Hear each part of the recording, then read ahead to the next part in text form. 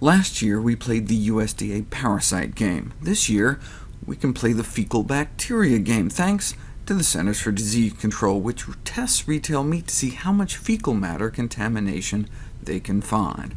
First up, Salmonella, a fecal pathogen that can trigger something called Reiter's syndrome, where you come down with Salmonella food poisoning once, and you can end up with chronic debilitating arthritis for the rest of your life, and all sorts of other grisly consequences.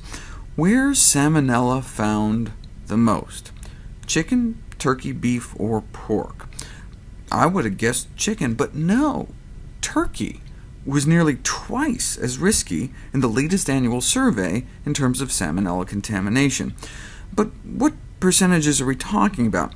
Who thinks greater than 50% of turkey has Salmonella in it, or is it less than 50%?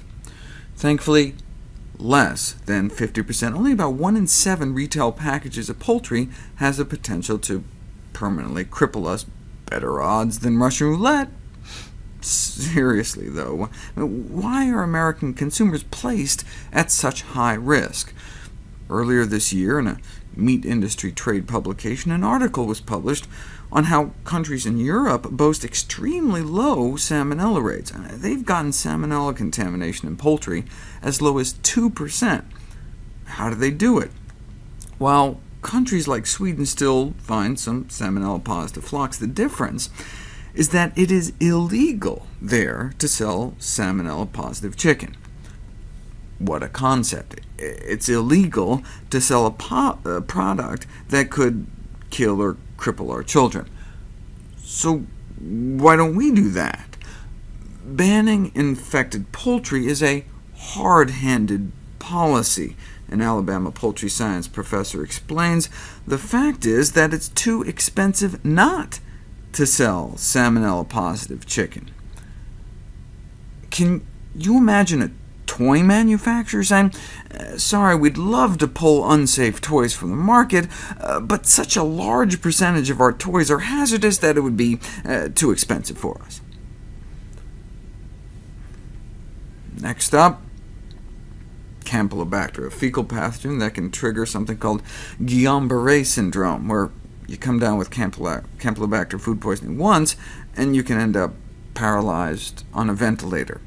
You're not in a coma, you're awake, but so completely paralyzed you can't even breathe on your own. I've seen about a dozen patients with Guillain-Barré. It's like straight out of a buried alive horror movie. Where's Campylobacter found the most? Chicken, turkey, beef, or pork? No contest. The chicken breast. Doesn't seem to be in red meat at all. But is it more than half of the chicken in stores these days, or less than half? Well, it was just under 50%.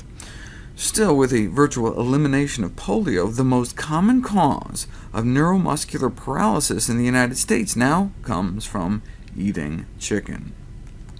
And finally, E. coli, a general indicator of how much fecal matter is left on or in the meat.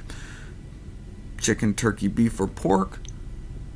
Turkey to another surprise finish, but is it more than 50% or less? More than 90%.